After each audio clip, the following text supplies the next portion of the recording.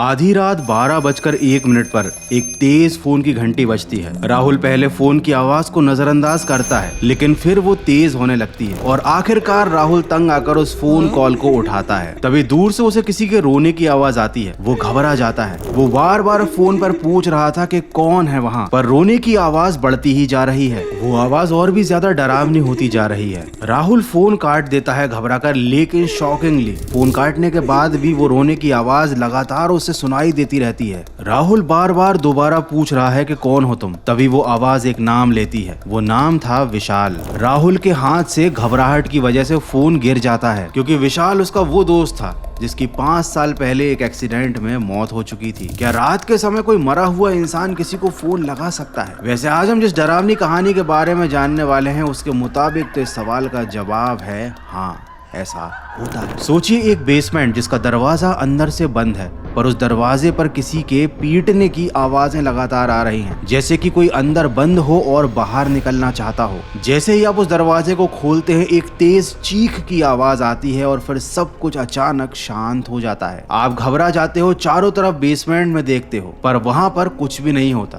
तभी अचानक एक आवाज आपकी रूह कपा देती है, एक फोन की रिंग की आवाज। एक डरावना फोन जो उस बेसमेंट में लगा तो हुआ है, पर उसके पास जाते ही आपके होश उड़ जाते हैं, क्योंकि जब आप देखते हो कि इस फोन के तार कटे हुए हैं और वो बिना किसी पावर के चल रहा है, उसकी घंटी बज रही है। इसके बाद आप हिम्मत करके उस फोन को उठाते हो और यही कर दी आपने सबसे बड़ी गलती, क्योंकि फोन पर उस तरफ से एक बच्चे के रोने की आवाज आती है। आप बार बार पूछते हो कौन, और धीरे धीरे महसूस करते हो कि वो रोने की आवाज एक हंसी में बदल रही है। वो आवाज तेज होती जा रही है। तभी आपको एक डरावना एहसास होता है। आप डर की वजह से कांपने लगते हो, क्योंकि अब उस बच्चे की डरावनी हंसी की आवाज फोन के स्पीकर से नहीं, बल्कि उस बेसमेंट के कोने से आ रही है जहां आप खड़े हुए हो। जैसे ही आप उस कोने में देखते हो, आपको नजर आती है एक बच्चे की काली डरावनी हंसती हुई परछाई, और इसी के साथ उस बेसमेंट का दरवाजा अंदर से बंद हो जाता है, हमेशा के लिए।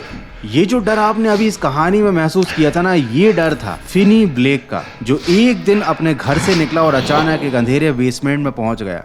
उस बेसमेंट में जहां उससे पहले कई लोग अपनी जान गंवा चुके थे, और अब फिनी फंसा हुआ था उन सब आत्माओं के बीच उस बेसमेंट में। और आगे अब उसके साथ जो होने वाला है ना, लिटरली उसको सुनकर आप शॉक्ड रह जाओगे। तो फटाफट से स्नैक्स लेकर तैयार हो जाओ, क्योंकि हम चलने वाले हैं एक बहुत ही डरावनी दुनिया में, जहां आने वाला है तुमको बहुत ज्यादा मजा आज के फाड़ू वीडियो में। जैसे हर कहानी के पीछे एक वजह है और हर घटना के अंदर एक लॉजिक होना जरूरी है, ठीक वैसे ही आजकल के बिजनेसेस में भी एक सॉफ्टवेयर का होना जरूरी है। आज लोग ऑनलाइन $multi-million बिजनेसेस को बिल्ड कर लेते हैं, पर बिजनेस को स्मूथली रन करना, खास करके जब डिफरेंट प्रोसेसेस हैंडल करना हो, इनवॉइसिंग, इन्वेंटरी, CRM, अकाउंटिंग, ये सब मैनेज करना कभी कभी बहुत ज्यादा चैलेंजिंग हो जाता है। मैं भी एक बिजनेसमैन हूँ और मेरे पास 3 से 4 चैनल्स हैं जहां ब्रांड्स और स्पॉन्सर्स के साथ हम काम करते हैं। तो चैलेंजेस काफी होते हैं। कभी इनवॉइसेस को मैनेज करना पड़ता है, कभी इन्वेंटरी और कस्टमर को ट्रैक करना होता है। पर फिर मुझे मिला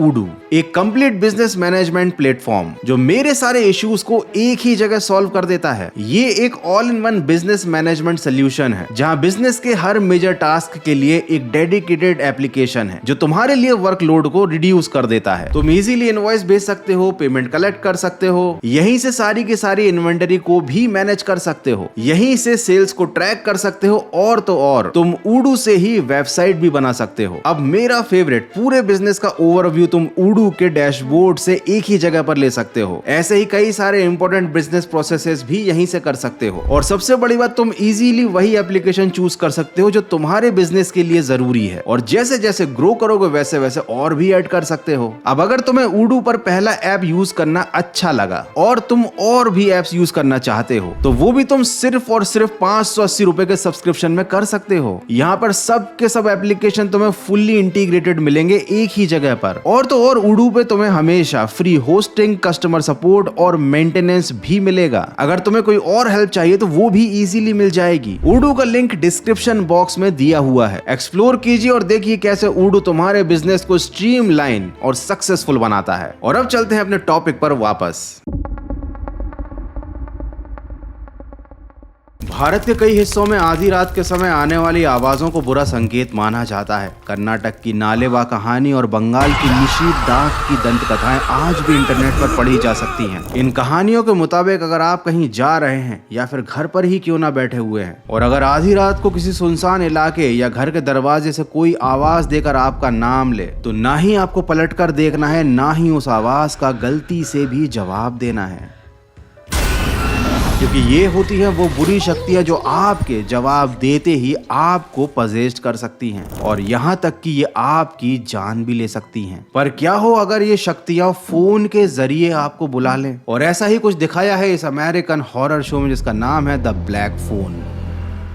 और इस रोंगटे खड़े कर देने वाली कहानी की शुरुआत होती है ईयर 1978 से। नॉर्थ डेनवर, सूरज धीरे धीरे ढल रहा है और गर्मियों की शाम अब ठंडी हवा में बदल चुकी है। सड़क के किनारे बच्चे बेसबॉल खेल रहे हैं, माएं खिड़कियों से झांक रही हैं और एक अजीब सी शांति पूरे मोहल्ले में फैली है। ये वो शांति थी जो तूफान से पहले होती है। पुल के नीचे दीवारों पर लगे पोस्टर फड़फड़ा रहे हैं। इन पोस्टरों में थी उन बच्चों की तस्वीरें जो कई हफ्तों से गायब थे। लोग अब इस शहर में एक नाम लेने से भी डरने लगे थे और वो नाम था द ग्रैबर। एक काला वैन जिसका इंजन भी आवाज नहीं करता, वो हर रात को किसी न किसी गली में दिखता है और फिर कोई बच्चा गायब हो जाता है। इसी शहर में रहता था फिनी ब्लेक, जिसकी बात मैंने वीडियो की शुरुआत में की थी। 13 साल का एक शांत और सीधा लड़का, वो हर रोज अपनी छोटी बहन ग्वेन के साथ स्कूल जाता है। ग्वेन थोड़ी सी अलग है, उसे कभी कभी कुछ ऐसे सपने आते हैं या कहें तो उसे कुछ ऐसे विजन्स आते हैं जो सच साबित हो जाते हैं। घर में उनके पिता टेरेंस अक्सर शराब के नशे में रहते थे। वो बच्चों से ज्यादा अपने खाली गिलास से बात करते थे। फिन हमेशा चुप रहता था, लेकिन ग्वेन अंदर से बड़ी मजबूत थी। इनके घर में हमेशा एक डर का माहौल रहता था, लेकिन उससे भी ज्यादा बड़ा डर का माहौल था इस टाउन में,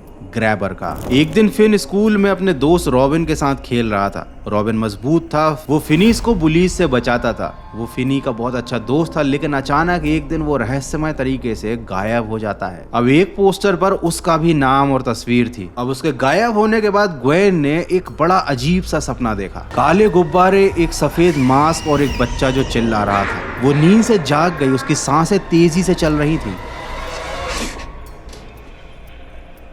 और खिड़की के बाहर देखने पर उसने पाया कि सड़क पर एक काले कलर की वैन धीरे धीरे वहां से गुजर रही है। अगली शाम जब फिनी स्कूल से लौटकर अपने घर आ रहा था, सड़क खाली थी। अचानक कोने से वही काला वैन आकर रुका। दरवाजा खुला और एक आदमी जिसने जोकर के जैसे कपड़े पहने हुए थे वो उस वैन से बाहर निकला। उसके हाथ में था एक ग्रोसरी बैग जो अचानक से ही गिर गया। उसका सामान सड़क पर बिखर गया। ये देखकर फिनी उसकी मदद के लिए आगे आया। उस आदमी ने मुस्कुराकर फिनी से कहा कि मैं एक जादूगर हूँ, क्या तुम जादू की मैजिक ट्रिक देखना चाहोगे? फिनी के ना कहने से पहले ही उसके मुंह के सामने एक काला गुब्बारा अचानक से फट गया और सब कुछ काला हो गया, अंधेरा हो गया। जब फिनी की आंख खुली तो वो था एक डार्क रूम में, एक अंधेरे कमरे में। एक अजीब सा कमरा जिसकी दीवारें सीमेंट की थी। छत पर एक पुराना सा बल्ब झूल रहा था। कमरे के बीच में एक काला रोटरी फोन दीवार पर लटका था और अजीब बात यह थी कि उस फोन का तार कटा हुआ था। फिनी काफी घबराया हुआ था, वो अकेला भी था और डर भी लग रहा था उसको। वो हिम्मत करके खड़ा हुआ, उसने कमरे में चारों तरफ देखा, इस उम्मीद से कि उसे शायद यहाँ से निकलने का रास्ता मिल जाए।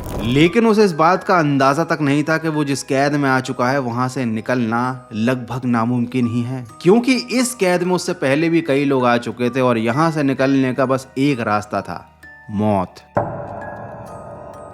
फिनी ने देखा कि इस पूरे बेसमेंट में बस एक ही दरवाजा है और उसके बाहर भी एक भारी ताले की आवाज आ रही है। ऊपर से एक कुत्ते के भौंकने की आवाज सुनाई दी और तभी सब कुछ शांत हो गया। वो घंटों उसी कोने में बैठा रहा। कमरे की दीवार ठंडी थी, हवा में नमी थी। उसे समय का अंदाजा ही नहीं लग पा रहा था क्योंकि वहां कोई खिड़की नहीं थी। थोड़ी देर बाद अचानक बल्ब की लाइट धीमी झपकी और फिर आई एक तेज रिंग की आवाज। वो काफी डरा हुआ था, फोन की तरफ धीरे धीरे बढ़ रहा था। पहले तो एक अंधेरे कमरे में बंद हो जाना, फिर एक तार कटे हुए फोन का बजना। उसने हिम्मत करके फोन का रिसीवर तो उठाया, लेकिन उस तरफ से उस फोन पर जो उसने आवाज सुनी वो सुनते ही उसके पैरों के तले से जमीन खिसक गई। वो आवाज थी रॉबिन की, फिनी के दोस्त की, जो कुछ ही समय पहले गायब हुआ था। पहले तो फिनी खुश हुआ, लेकिन बाद में उसे इस बात का एहसास हुआ कि रॉबिन की आवाज में कोई खुशी नहीं है, बल्कि उसकी आवाज में था खौफ। बात करते करते रॉबिन अचानक चुप हो गया और जोर जोर से चिल्लाने लगा, मुझे इस बेसमेंट से बाहर निकालो फिनी को समझ ही नहीं आ रहा था कि रॉबिन ये अजीब बात क्यों कर रहा है, बेसमेंट में तो वो खुद बंद है। उसे बचाने की बजाय वो खुद को बेसमेंट से निकालने की बात आखिर क्यों कर रहा है, और आखिर रॉबिन की कॉल इस बिना पावर वाले फोन पर आई कैसे।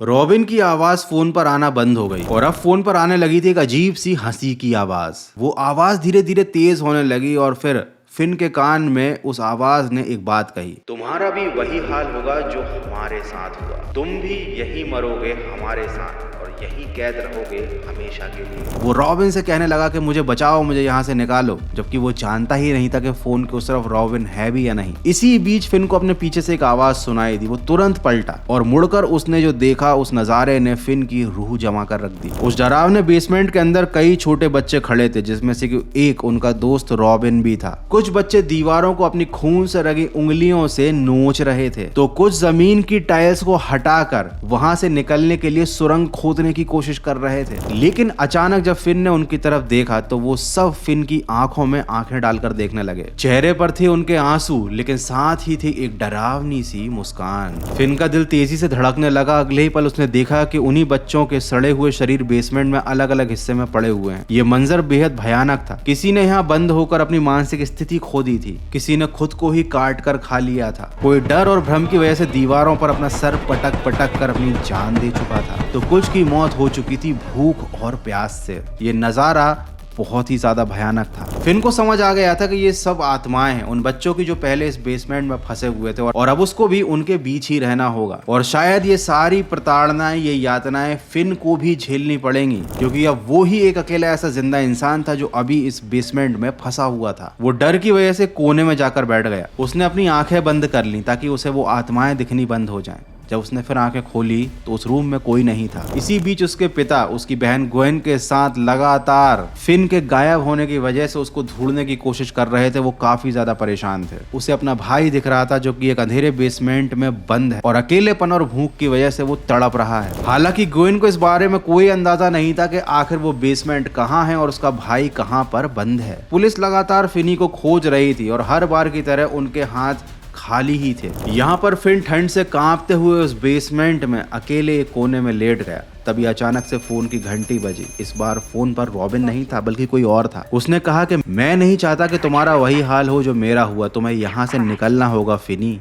यानी वो आत्माएं फिनी का बुरा नहीं चाहती थी, वो ये चाहती थी कि जैसा उनके साथ हुआ है वैसा फिनी के साथ ना हो, और इसीलिए वो चाहती थी कि फिनी हिम्मत ना हारे। वो उसकी शायद मदद करना चाहती थी। इसके बाद फिनी ने उन आत्माओं से बात करना शुरू किया। उन आत्माओं में से एक ने कहा कि फर्श की टाइलें हटाकर नीचे देखो। फिनी ने वैसा ही किया। नीचे उसे एक गड्ढा मिला। शायद वही गड्ढा था जो उस लड़के ने मरने से पहले बनाया था अपने एस्केप के लिए। इसके बाद हर कुछ घंटे में फिनी को अलग अलग आत्माओं की आवाज आने लगी फोन पर। कोई कहता था कि दीवार के पीछे एक लंबी केबल है, कोई बताता था कि फ्रीजर की दीवार ढीली है, कोई कहता था कि दरवाजे पर कान लगाओ तुम्हें बाहर की आवाज सुनाई देगी, कोई ये बताता था कि दीवार के एक हिस्से में छोटा सा छेद है जिससे बाहर की रोशनी और हवा अंदर आती है, अगर हिम्मत है तो वहां से मदद के लिए पुकार लो। दूसरी तरफ लगातार ग्वेन की नींद फिनी के सपनों से भर चुकी थी। हर रात वो एक अजीब सा नया घर देखती। खिड़कियों पर सफेद पर्दे जो हवा में हिल रहे होते। कभी वो देखती दो एक जैसे घर जो आमने सामने खड़े हैं और किसी एक के नीचे है एक अंधेरा काला गड्ढा। हर सपना उसे फिनी के और ज्यादा करीब खींच रहा था। वो भी काफी ज्यादा परेशान थी। फिनी लगातार बाहर निकलने की रोज नई कोशिशें करता। भूख प्यास से उसकी हालत खराब थी। पहले उसने फर्श के नीचे सुरंग बनानी चाहिए, लेकिन मिट्टी बड़ी कठोर थी। उसके पास कोई टूल्स भी नहीं थे। वो अपनी तरफ से हर कोशिश करता और जब वो हिम्मत हारता और थक जाता या फिर घायल हो जाता तो फिर फोन बजता और वो आवाजें उसे याद दिलाती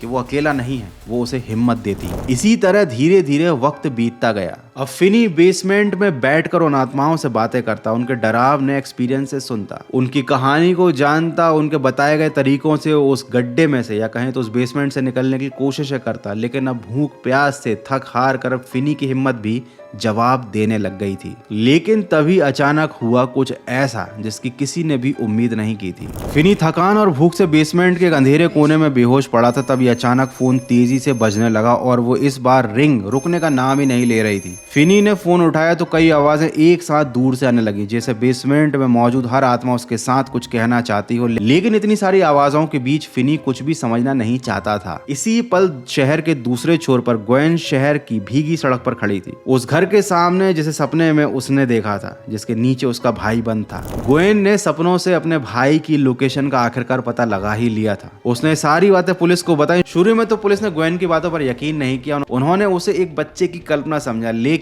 जब ग्वेन ने डिटेलिंग के साथ हर एक चीज सटीक तरीके से बताई, तब पुलिस भी मजबूर हो गई। वो उस मोहल्ले में पहुंचे जहां पुलिस को पहले से शक था, लेकिन सबूत न मिलने के कारण गहराई से जांच नहीं हो पा रही थी। ग्वेन के बताए इशारों के अनुसार उन्होंने घर के लॉन में खुदाई शुरू करी और थोड़ी देर बाद उन्हें बेसमेंट का दरवाजा मिल गया। उन्होंने दरवाजे को तोड़ा तो अंदर था फिनी, जो भूख प्यास से बेहोश पड़ा हुआ था। लेकिन अच्छी बात यह है कि वो जिंदा था। फिन को अस्पताल पहुंचाया गया। बाद में जब उससे पूछताछ की गई तो उसने सारी घटना बताई। उसने फोन से आने वाली आवाजों के बारे में भी बताया। हालांकि शुरुआत में फिनी की बातों पर पुलिस ने विश्वास नहीं किया। उन्हें लगा कि इतने लंबे समय तक इस अंधेरे कमरे में बंद रहने की वजह से उसका मानसिक संतुलन बिगड़ गया है, वो किसी तरीके के भ्रम में चला गया है। लेकिन बाद में उसकी हर बात की जांच की गई। फिनी ने एक एक बच्चे का, जिसका नाम, उसकी कहानी बताई थी। वो सब रियल घटनाएं थी। वो सच में गायब हुए वही बच्चे थे जिन्हें द ग्रैबर ने गायब किया था। इसका मतलब ये था कि फिनी सच बोल रहा था। उन मरे हुए बच्चों की आत्माओं ने सचमुच फिनी की मदद करने की कोशिश की, उस कटे तार वाले फोन के जरिए। कुछ महीने के इलाज के बाद फिनी को अस्पताल से छुट्टी मिल गई। वो घर तो आ गए, लेकिन उसके आसपास था एक अजीब सा साइलेंस। उसने जिंदगी का वो दौर देख लिया था जो शायद कोई नहीं देखना चाहता। उसे अब ऐसा लगता था कि जिन आत्माओं से बेसमेंट में उसने बात की, जिन आत्माओं ने उसकी मदद करी, जिनमें से कि एक उसका दोस्त रॉबिन भी था, वो सारे बच्चे, वो सारी आत्माएं हमेशा उसके साथ ही हैं। दोस्तों, ये कहानी सिर्फ फिन की नहीं है। ऐसी भारत में भी कई कहानियां और लोक कथाएं हैं जिनके अनुसार अगर किसी इंसान की मौत बहुत दर्द में या उसकी इच्छा पूरी हुए बिना हो जाती है तो उसकी आत्मा को मुक्ति नहीं मिलती।